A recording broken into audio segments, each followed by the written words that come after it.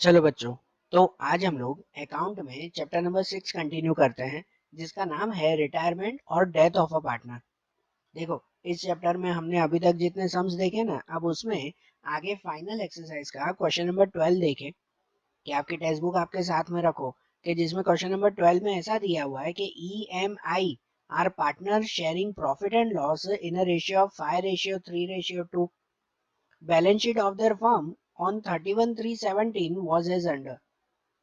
ठीक है, यहाँ पर EMI 3 पार्टनर है, उसके लिए ये बैलेंस शीट दी गई है और नीचे लिखा हुआ है कि आई रिटायर्ड ऑन 31/3/17। EMI में से आई रिटायर हो रहा है और उसके लिए ये एडजस्टमेंट भी दिए हुए हैं ना।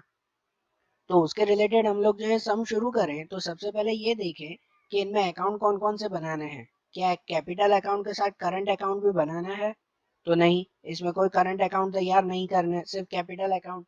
मतलब जो नॉर्मल 4 अकाउंट बनाते हैं वही 4 अकाउंट हम लोग तैयार करें ना, जिनमें सबसे पहले आएगा रिवैल्यूएशन अकाउंट, उसके बाद आएगा पार्टनर्स कैपिटल अकाउंट, जहां कैपिटल अकाउंट में तीनों पार्टनर के नेम EMI। उसके बाद बनेगा ये कैश अकाउंट, और कैश अकाउंट के बाद आखिरी में बैलेंस शीट। ऐसे ये चारों अकाउंट तैयार हो जाएंगे ना। उसके बाद एक एक करके हम लोग एडजस्टमेंट देखते जाए, कि जैसे कि सबसे पहला एडजस्टमेंट दिया हुआ है कि eyes profit share will be gain by E and M in a ratio of 2:3। कि आई जो रिटायर होगा ना, तो उसका हिस्सा अब E और M को मिलेगा 2:3 में। It is gain by E and M, मतलब ये 2:3 जो दिया हुआ है ना, वो गेन रेशियो दिया हुआ है। हम लोग जब गुडविल बांटते हैं तो गेन रेशियो में ही बांटते हैं ना, तो यहाँ पे डायरेक्टली दिया हुआ ही है आपको। और उसके नीचे सेकेंड एडजस्टमेंट में लिखा हुआ है कि goodwill of the firm is valued at 1 lakh, कि पूरे बिजनेस की गुडविल 1 लाख रुपए है, ऐसा दिया हुआ है ना। तो अब ये गुडविल की काउंटिंग पहले कर लेना, कि 1 लाख पूरे बिजनेस की गुडविल है, तो उसमें से आई का हिस्सा कितना, और वो फिर हिस्सा E और M में बांटा जाएगा ना 2:3 में। तो देखो, गुडविल की काउंटिंग ऐसे हो जाएगी कि यहाँ पर EMI के लिए ये ओल्ड रेशियो दिया हुआ है 5:3:2। उसके साथ पूरे बिजनेस की गुडविल दी गई है कि goodwill of the firm 1 lakh rupees. तो उसमें से आई का हिस्सा कितना हो जाएगा? तो ये 1 लाख का, ये आई का हिस्सा है 2 और अपॉन में टोटल कितना, तो 10, 2/10। मतलब कि 1 लाख मल्टीप्लाई 2/10, ऐसे आ जाएगा ना। जो जिसका कैलकुलेशन करो तो आंसर आ जाएगा 20,000। आई के हिस्से की गुडविल वो 20,000 रुपीज है। और ये गुडविल फिर क्या कर दिया जाएगा, तो दोनों पार्टनर्स में बांट दी जाएगी ना। E और M में ये गुडविल बांट देंगे, कौन से, गेन रेशियो में। तो आपको गेन रेशियो दिया हुआ ही है कि gain ratio of E and M is 2:3। मतलब ये 20,000 की गुडविल 2:3 में बांट देंगे ना। तो E के हिस्से की गुडविल कितनी हो जाएगी, गुडविल ऑफ E, कि ये 20,000 मल्टीप्लाई 2/5। ई के हिस्से की गुडविल ये 2 और अपॉन में दोनों का टोटल 5, 2/5, मतलब के 8,000 रुपीज। और वैसे ही M के हिस्से की गुडविल कितनी हो जाएगी, गुडविल ऑफ M वही 20,000 मल्टीप्लाई 3/5। उसका हिस्सा ये 3 में गिना जाएगा ना। तो 20,000 मल्टीप्लाई 3/5 मतलब कितना हो जाएगा, 12,000 रुपीज हो जाएगा, बराबर। तो ऐसे ये आई के हिस्से की जो गुडविल है 20,000 रुपीज, वो E और M में ऐसे बांट देंगे ना। और एंट्री कैसे करते हैं हम लोग, कि जो रिटायर हो रहे हैं, जैसे कि यहाँ पे आई रिटायर हो रहा है, तो जो रिटायर हो रहा है उसके क्रेडिट में जाके लिखते हैं, इसके अकाउंट के क्रेडिट में जाके लिखेंगे। और जो रिटायर नहीं हो रहे हैं ना, तो उनके डेबिट में जाके ये एंट्री करेंगे। ऐसा ही करते हैं ना गुडविल की एंट्री। तो इनके हिसाब से इनकी भी एंट्री करें कि ये कैपिटल अकाउंट में आई के क्रेडिट में और E और M के डेबिट में। तो कैपिटल अकाउंट में इनकी एंट्री ऐसे हो जाएगी कि यहाँ पहले क्रेडिट में लिख दें जो रिटायर हो रहे हैं वो, तो प्रीमियम ऑफ गुडविल नाम लिखेंगे, नई गुडविल है ना। तो जो रिटायर हो रहे हैं उनके अकाउंट में 20,000, उसके क्रेडिट में ना, ये 20,000 रुपीज। और ये 20,000 फिर इन दोनों पार्टनर्स को बांट दी जाएगी, कि यहाँ पर डेबिट में भी लिखेंगे प्रीमियम ऑफ गुडविल, और E और M में हमने कैलकुलेशन की ना कि E को 8,000 और M को 12,000, ये 2:3 में बांट दी गई, बरोबर। ये फर्स्ट और सेकंड एडजस्टमेंट हुआ ना।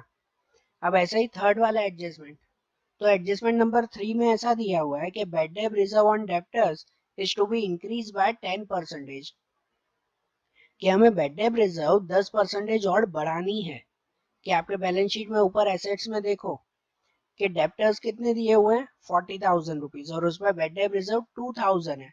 हमें 10% और भी इंक्रीज करनी है।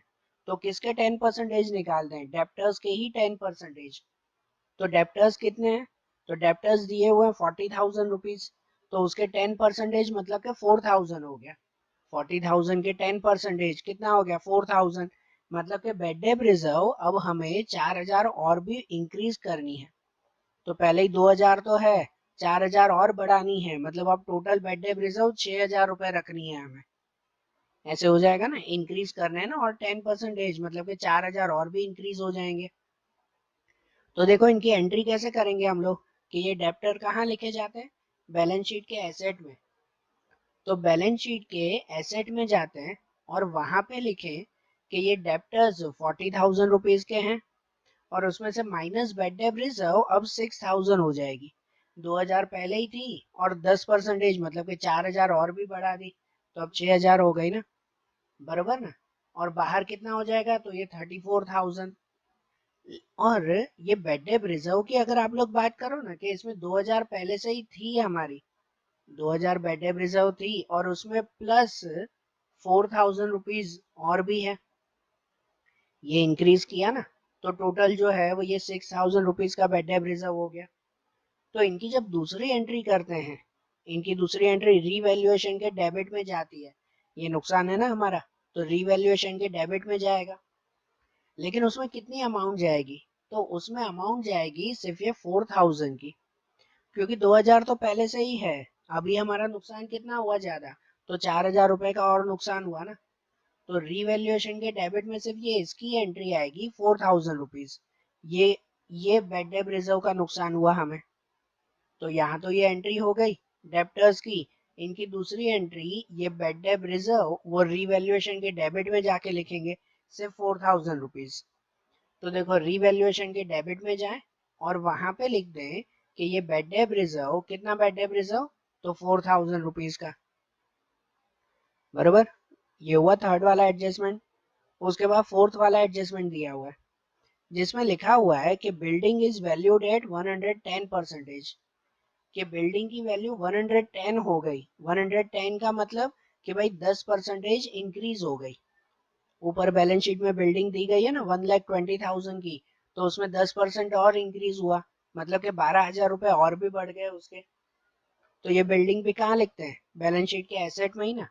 तो बैलेंस शीट के एसेट में जाते हैं और वहां पे जाके लिखें कि ये बिल्डिंग 1,20,000 दिए हुए हैं और प्लस इंक्रीज करेंगे 12,000 रुपीज।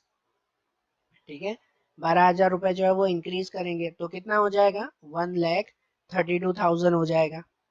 और ये जो 12,000 इंक्रीज किए तो इसकी भी दूसरी एंट्री चाहिए ना। तो इसकी दूसरी एंट्री कहाँ जाएगी? इनकी दूसरी एंट्री जाएगी रीवैल्यूएशन के क्रेडिट में। ये 12,000 का फायदा हुआ ना, इंक्रीज हुए अगर ये लैंड बिल्डिंग की वैल्यू, तो इसका मतलब 12,000 का फायदा हुआ हमें। और अगर फायदा हुआ है तो रीवैल्यूएशन के क्रेडिट में जाके लिखेंगे। ठीक है ना, रीवैल्यूएशन के क्रेडिट में। तो रीवैल्यूएशन के क्रेडिट में जाएं और वहां पे लिखें कि ये बिल्डिंग 12,000 रुपीज, 12,000 का इंक्रीमेंट हुआ, बरोबर। ये भी हो गया फोर्थ वाला एडजस्टमेंट।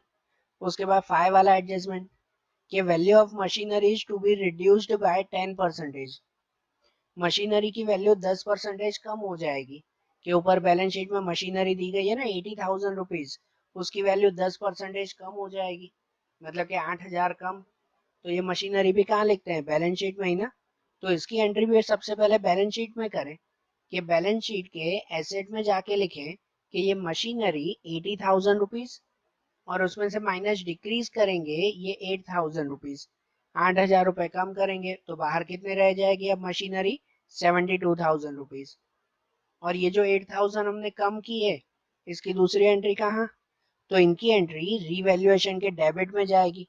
रीवैल्यूएशन के डेबिट में, क्योंकि ये नुकसान हुआ ना, मशीनरी की वैल्यू कम हो गई, ये 8,000 का नुकसान हुआ, तो रीवैल्यूएशन के डेबिट में लिखते हैं। रीवैल्यूएशन के डेबिट में जाएं और वहां पे लिख दें कि ये मशीनरी कितना, तो 8000 रुपीज।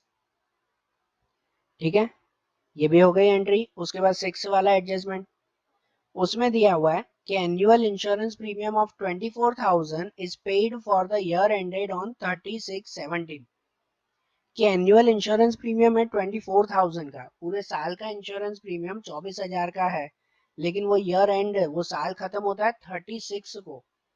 36 मतलब के कितने महीने हुए हमारे, ये जो बैलेंस शीट लिख रहे हैं वो बैलेंस शीट लिखते हैं हम 31/3 को, और वो जो काउंटिंग की गई है वो 36 को है, मतलब कि कितने रुपए एक्स्ट्रा हुए, कितने महीने एक्स्ट्रा हुए, तो 3 महीने ना, 3 महीने ज्यादा हुए ना, 31/3 से लेकर 36 तक 3 महीने का गैप हुआ। इसका मतलब ये कि हमने 3 महीने का प्रीमियम एक्स्ट्रा भरा हुआ है, जो प्रीपेड प्रीमियम कहते हैं ना, एडवांस प्रीमियम या तो प्रीपेड प्रीमियम कहा जाता है ना उसे। तो 24,000 का प्रीमियम तो पूरे साल का है, लेकिन ये तारीख दी गई है, इसका मतलब ये कि हमने 3 महीने का एडवांस में भरा है।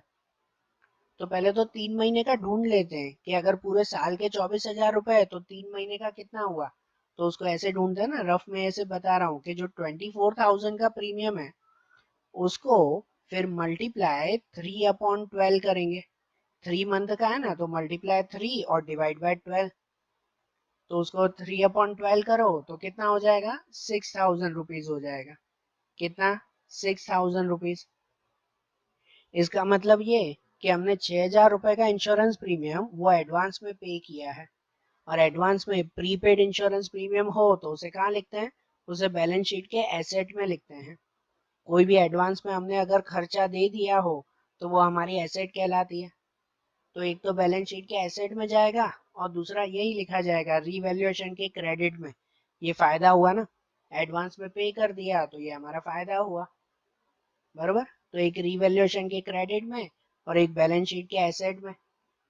तो सबसे पहले जैसे बैलेंस शीट के एसेट में जाएं और वहां पे लिखें कि ये प्रीपेड इंश्योरेंस प्रीमियम कितना, तो 6,000 रुपीज, 6,000 रुपए का इंश्योरेंस प्रीमियम ना।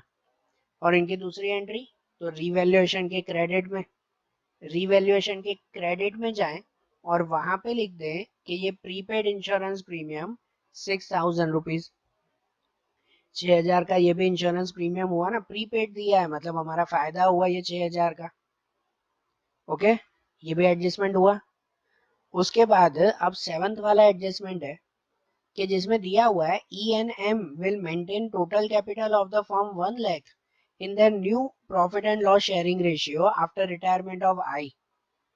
Prepare necessary account and balance sheet. चलो ठीक है, वो तो आगे लिखा हुआ है ना, कि इसमें ऐसे लिखा हुआ है कि E और M, ये दो जो पार्टनर बचे ना, I रिटायर हो रहा है उसके बाद, कि E और M को अब अपनी कैपिटल 1 लाख रुपीज मेंटेन करनी है।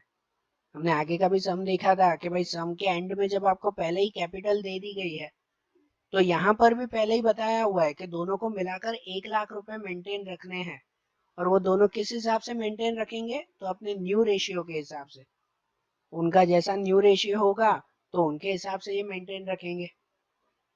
तो ये मेंटेनेंस वाला एडजस्टमेंट तो हमेशा सम के एंड में करते हैं ना, सब अकाउंट क्लोज करें ना उसके बाद किया जाता है, और उसके साथ हमें न्यू रेशियो भी ढूंढना पड़ेगा आप तो इसकी एंट्री एंड में करते हैं फिर।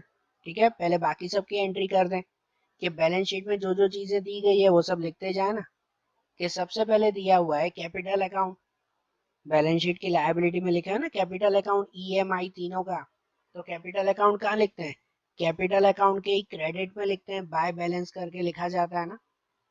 तो कैपिटल अकाउंट के क्रेडिट में जाएं और वहां पे जाके लिखें कि ये बैलेंस ब्रॉड फॉरवर्ड ई में 60,000, एम में 30,000 और आई में 50,000 रुपीज। ऐसे ये तीनों का बैलेंस आ जाएगा ना इसमें। उसके बाद दिया हुआ है रिजर्व फंड। तो रिजर्व फंड क्या करते हैं, रिजर्व फंड बांट दिया जाता है। कहाँ पे बांटेंगे, तो यहीं पे ही बांटेंगे ना, पार्टनर्स कैपिटल अकाउंट के क्रेडिट में। कौन से रेशियो में, तो 5:3:2 में। जो ओल्ड रेशियो दिया हुआ है उसी के हिसाब से इनका ये रिजर्व फंड, ये 50,000 रुपीज वो तीनों को बांट दिया जाएगा। कैसे बांटते हैं ध्यान है ना आपको, 5:3:2, मतलब एक बार 5/10 से मल्टीप्लाई, एक बार 3/10 और एक बार 2/10 से मल्टीप्लाई। ऐसे होगा ना मल्टीप्लाई। तो देखो यहाँ कैपिटल अकाउंट के क्रेडिट में ही यहाँ पर बांटा जाएगा कि यही लिखेंगे रिजर्व फंड, ई में 25,000, एम में 15,000 और आई में 10,000 रुपीज। ऐसे ये जनरल रिजर्व या रिजर्व फंड वो तीनों में बांट दिया गया ना।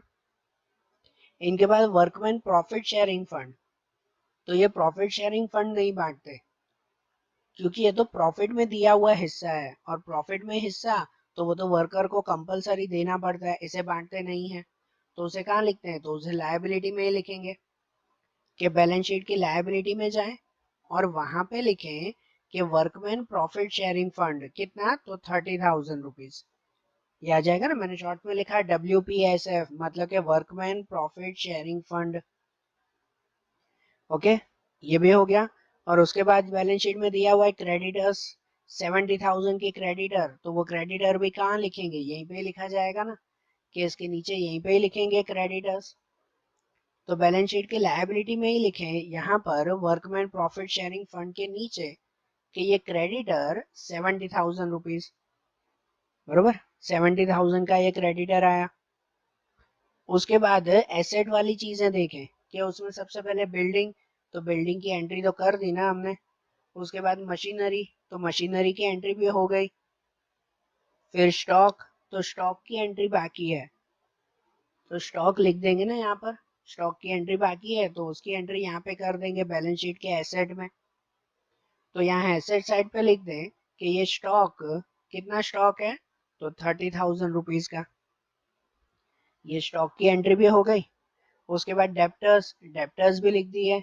और फिर कैश, फिर कैश दिया हुआ है, जो कैश कहाँ पे लिखते हैं, तो कैश तो लिखते हैं ना कैश अकाउंट के डेबिट में, बैलेंस ब्रॉड फॉरवर्ड करके।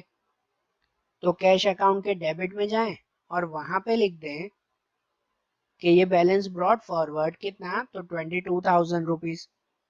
इतना ये कैश भी हो गया ना, हो गई ना सब एंट्रीज।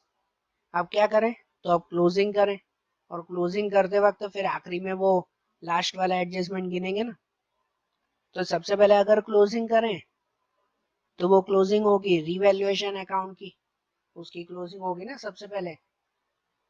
तो सबसे पहले रिवैल्यूएशन अकाउंट को अगर क्लोज करें तो देखो इनकी क्लोजिंग में ऐसा आएगा कि इस साइड का टोटल ज्यादा है, कि यहाँ का टोटल आया ये 18,000 रुपीज, और वही 18,000 फिर यहाँ पे भी लिखे, यहाँ पर भी वही 18,000, और ये 18,000 में से ये ऊपर के दोनों अमाउंट माइनस, 4,000 और 8,000 माइनस करें तो बचेगा कितना, ये बचेगा 6,000 रुपीज। ये 6,000 रुपीज वो क्या कहलाएगा, डिविजिबल प्रॉफिट कहलाएगा। डिविजिबल प्रॉफिट, जो ये प्रॉफिट फिर तीनों को बांट दिया जाएगा ना, ठीक है ना, कौन से रेशियो में, वही ओल्ड रेशियो में, 5:3:2, उसके हिसाब से। तो उनके हिसाब से अगर इसको बांट दिया जाए तो ई को मिलेगा ये 3,000 रुपीज, एम को मिलेगा ये 1,800 रुपीज, और आई को मिलेगा ये 1,200 रुपीज। ठीक है, ऐसे ये तीनों को बांट दिया फिर इसमें। और अब ये जो बांट दिया तो इनकी फिर दूसरी एंट्री करें कि यहाँ पर ये डिविजिबल प्रॉफिट को आगे पास ऑन करें ना, किसको पास करें, तो पार्टनर्स कैपिटल अकाउंट में, बरोबर। और इसे यहाँ पर ये जो डेबिट में लिखा हुआ है तो कैपिटल अकाउंट के कहाँ पे लिखेंगे, क्रेडिट में जाके लिखेंगे, कैपिटल अकाउंट के क्रेडिट में ना। तो अब हम लोग कैपिटल अकाउंट में जाएं और कैपिटल अकाउंट के क्रेडिट में ये लिखें कि डिविजिबल प्रॉफिट ई में 3,000, एम में 1,800 और आई में 1,200 रुपीज। ऐसे तीनों को हो गया। अब ये जो हो जाए ना तो उसमें फिर अब क्या करते हैं, ये अकाउंट क्लोज करने के लिए सबसे पहले जो रिटायर हो रहा हो उसका अकाउंट सिर्फ क्लोज कर देते हैं। उसका अकाउंट क्लोज कर दें कि भाई लोन में देना है उसे, कि भाई कैश में देना है, ठीक है, क्या करना है वो यहाँ पे देख लें। तो सबसे पहले रिटायर कौन हो रहा है, ये आई रिटायर हो रहा है, बरोबर, ये आई यहाँ पर रिटायर हो रहा है। और उनके हिसाब से यहाँ अगर दोनों का टोटल करें तो इस साइड तो कुछ है ही नहीं ना, सिर्फ इसी का ही टोटल आ जाएगा, बरोबर। यहाँ का टोटल आएगा, उसमें से कुछ माइनस होगा नहीं, तो जो बचेगा वो पूरा का पूरा आई का बैलेंस होगा, जिसे लोन बना के रख देंगे। यहाँ पे कुछ ऐसा मेंशन भी नहीं है कि उसको ऑन द स्पॉट जो है वो पैसे देने हैं, नहीं ना, तो उतना लोन लिख देंगे ना हम लोग। तो देखो सबसे पहले ये आई का अकाउंट जो क्लोज करें तो वो क्लोजिंग ऐसे होगी कि इस साइड का आप टोटल करो तो वो आएगा ये 81,200, यहाँ पर भी वही लिखेंगे 81,200, और कुछ माइनस के लिए नहीं था तो ये पूरा ही 81,200 लिखा जाएगा आइस लोन। ठीक है, आई की लोन, उसके हिस्से की लोन हो गई है कि उसे ऑन द स्पॉट पैसे नहीं दिए हैं। बाकी के बिजनेसमैन ने ई और एम ने कहा कि हाँ भाई आपको बाद में देंगे हम लोग, ऐसा हो गया ना, तो इसलिए वो लोन बना के लिखेंगे। और ये लोन की दूसरी एंट्री कहाँ पे, तो इनकी दूसरी एंट्री हो जाएगी बैलेंस शीट की लायबिलिटी में। कोई भी पार्टनर की लोन या कोई भी लोन हो तो वो बैलेंस शीट की लायबिलिटी में लिखते हैं ना। तो अब हम लोग बैलेंस शीट में जाएं और बैलेंस शीट की लायबिलिटी में लिख दें यहाँ पर आइस लोन, कितना, तो 81,200, बरोबर। ये भी एंट्री हो गई। अब क्या किया जाए, अब वो सेवंथ वाला एडजस्टमेंट बाकी है ना, और वो कैपिटल अकाउंट भी क्लोज करें। अब सेवंथ वाला एडजस्टमेंट में ऐसा है कि ई और एम उन दोनों को मिलाकर 1 लाख रुपए जो है वो मेंटेन करने हैं। ठीक है, कितना मेंटेन रखना है, 1 लाख रुपए अपनी कैपिटल मेंटेन रखनी है। और उनके हिसाब से जो है वो फिर काउंटिंग करेंगे कि ये जैसे हम लोग बैलेंस शीट के एंड में वो कैपिटल अकाउंट लिखते हैं कि नहीं, यहाँ पर जितने भी पार्टनर हो उसका टोटल बाहर लिखते हैं, ये हमारी टोटल कैपिटल कहलाती है। और यहाँ पे डायरेक्टली दिया हुआ है कि इस टोटल कैपिटल में 1 लाख रुपीज आना चाहिए, कितना, तो 1 लाख रुपीज, बरोबर। और ये जो कैपिटल है 1 लाख रुपीज, वो 1 लाख रुपीज दोनों पार्टनर को उनके न्यू रेशियो में बांट दिया जाएगा ना, बरोबर ना। वैसे मेंटेन रखनी है ना, लेकिन न्यू रेशियो यहाँ पे दिया भी नहीं हुआ है, वो न्यू रेशियो भी जो है वो हमें फाइंड करना पड़ेगा, बरोबर। यहाँ पे ओल्ड रेशियो और गेन रेशियो दिया हुआ है, न्यू रेशियो नहीं। तो ये सब काउंटिंग करें ना हम लोग, तो देखो इनकी काउंटिंग जो की जाए कि सबसे पहले न्यू रेशियो फाइंड कर लें कि जो हमें ये कैपिटल डिवाइड करना है वो। तो उनके अकॉर्डिंग देखो ओल्ड रेशियो दिया हुआ है ईएमआई का, ये 5:3:2, बरोबर। उनमें उनका गेन रेशियो भी दिया हुआ है 2:3। तो अगर हमें न्यू रेशियो फाइंड करना है या न्यू शेयर फाइंड करना है तो फॉर्मूला आती है old share plus plus gain share, old share plus gain share. ये न्यू शेयर की है तो न्यू रेशियो की फॉर्मूला आती है। ये नॉर्मल फार्मूला ही है कि जैसे आप लोग गेन की फॉर्मूला क्या लिखते हो कि gain equal to new minus old ratio, ऐसा ना, न्यू माइनस ओल्ड। अगर इसी को ही खाली अरेंज किया जाए, ये ओल्ड को यहाँ भेज दिया जाए और गेन को जो है ये यहाँ पर, बरोबर, नहीं गेन भी यहीं पर ही, सिर्फ ओल्ड को यहाँ पे भेज दिया जाए प्लस के लिए, तो न्यू रेशियो इक्वल टू कितना हो जाएगा कि new ratio equal to old ratio या old share plus gain share. ठीक है, अब यहाँ एक चीज ध्यान दो कि ये जो दिया हुआ है ना ऊपर 2:3, वो गेन रेशियो दिया हुआ है, गेन शेयर नहीं। गेन शेयर अलग होता है और गेन रेशियो अलग होता है। तो यहाँ पर फॉर्मूला के हिसाब से हमें गेन शेयर चाहिए, रेशियो नहीं। तो इसीलिए पहले क्या ढूंढना पड़ेगा पता है, गेन शेयर ढूंढना पड़ेगा, उसके बाद फिर ये न्यू शेयर या तो न्यू रेशियो मिलेगा। और गेन शेयर कैसे ढूंढते हैं, तो गेन शेयर ढूंढने के लिए ये फॉर्मूला आती है retiring partner share multiply gain ratio. जो रिटायरिंग पार्टनर है, कौन है रिटायरिंग पार्टनर, ये आई, उसका ये हिस्सा है ना 2, तो retiring partner share multiply gain ratio, ये इससे मिलता है ये गेन शेयर।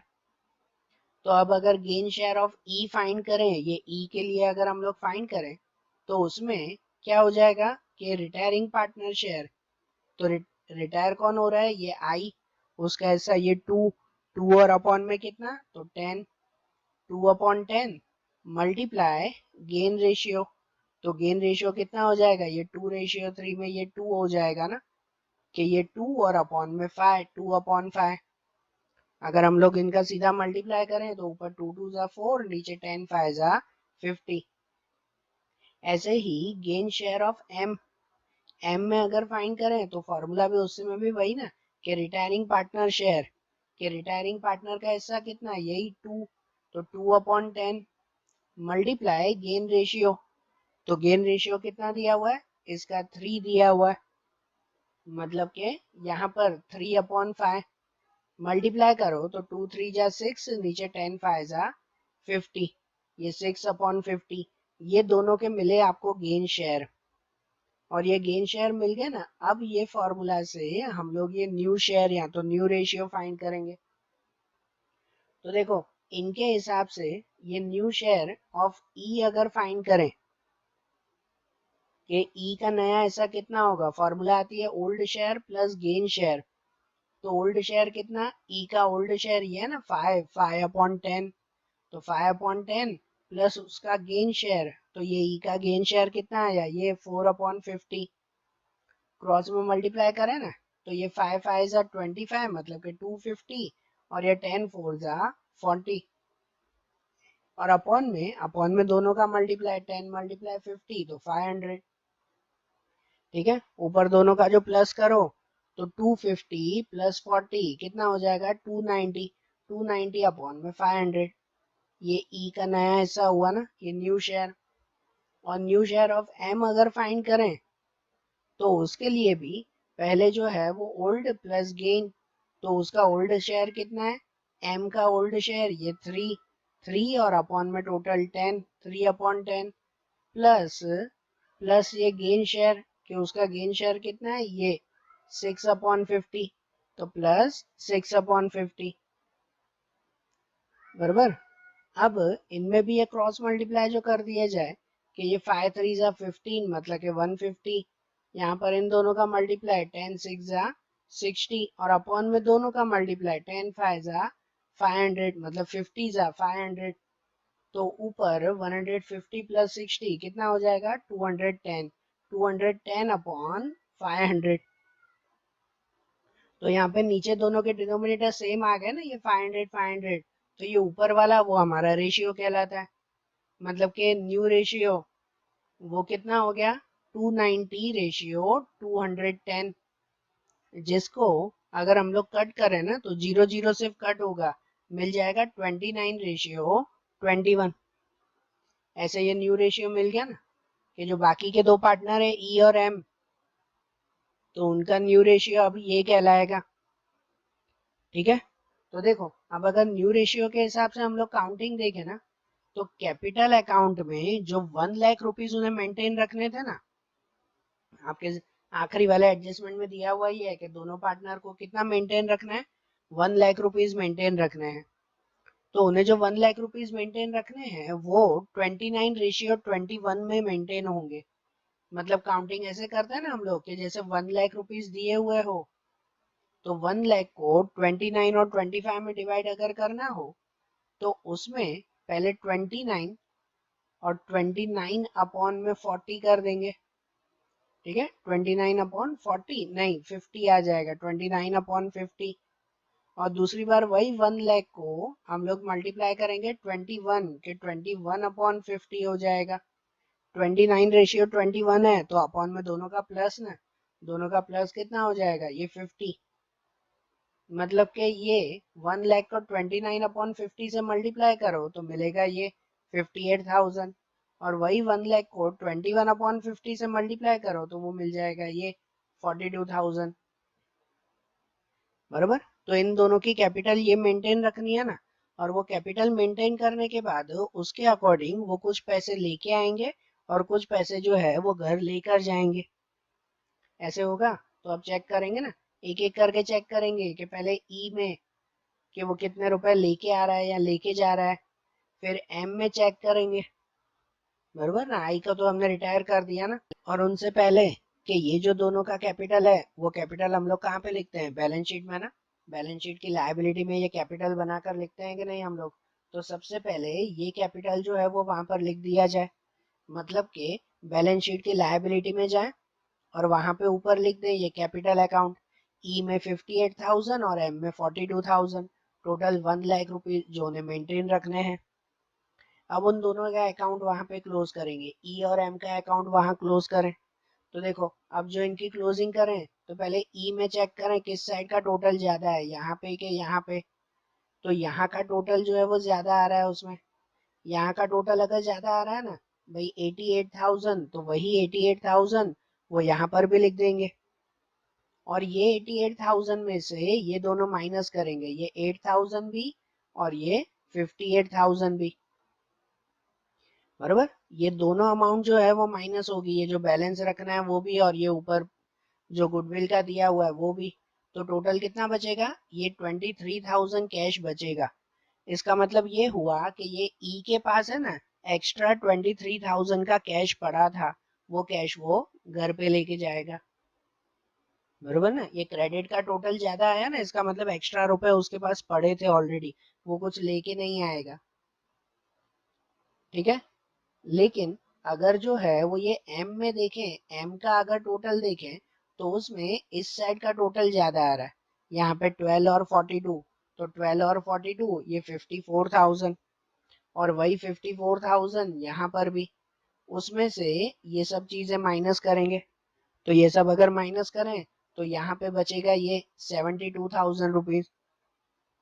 इसका मतलब एम के पास वो 72,000 रुपीज कम है, कि वो 72,000 वो घर से लेके आएगा। ठीक है ना, ऐसे आ जाएगा ना ये। ठीक है, और उन दोनों के सामने यहाँ पर कैश अकाउंट करके लिखेंगे। दोनों अमाउंट के सामने क्या लिखेंगे, कैश अकाउंट, कि एक कैश लेके आएगा एक कैश लेके जाएगा। और दोनों की क्रॉस में एंट्री करेंगे कैश अकाउंट में ही, कि यहाँ ई में देखो कि ई में यहाँ डेबिट में आया ना 23,000 रुपीज, तो कैश अकाउंट के क्रेडिट में जाके लिखेंगे ये ई कैपिटल अकाउंट।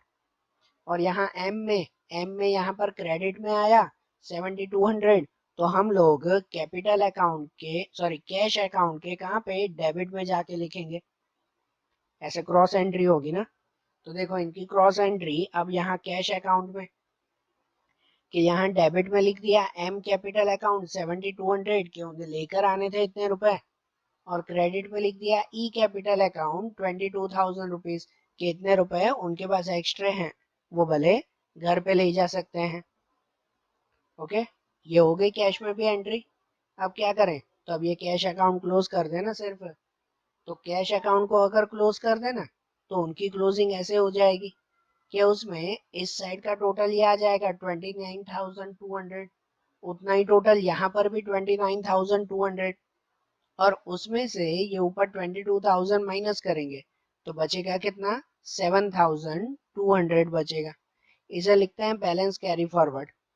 और ये बैलेंस फिर आगे कहाँ कैरी फॉरवर्ड करेंगे, तो वो बैलेंस शीट में, बैलेंस शीट के एसेट में लिखते हैं ना आखिरी में ये कैश। तो बैलेंस शीट के एसेट में जाते हैं और वहां पे जाके लिखें कि लास्ट में ये कैश 7,200 रुपीज, और सभी एंट्रीज अगर हो जाए ना तो फिर ये बैलेंस शीट क्लोज कर देते हैं। कि बैलेंस शीट में इस साइड का टोटल, तो इस साइड का टोटल आ जाएगा ये 2,81,200 रुपीज, और यहाँ का भी अगर आप लोग टोटल करो तो यहाँ का टोटल भी आ जाएगा 2,81,200 रुपीज। अगर आप में दोनों साइड का टोटल जो है वो करेक्ट आया, इक्वल बैठ गया, मतलब आपका सम करेक्ट है।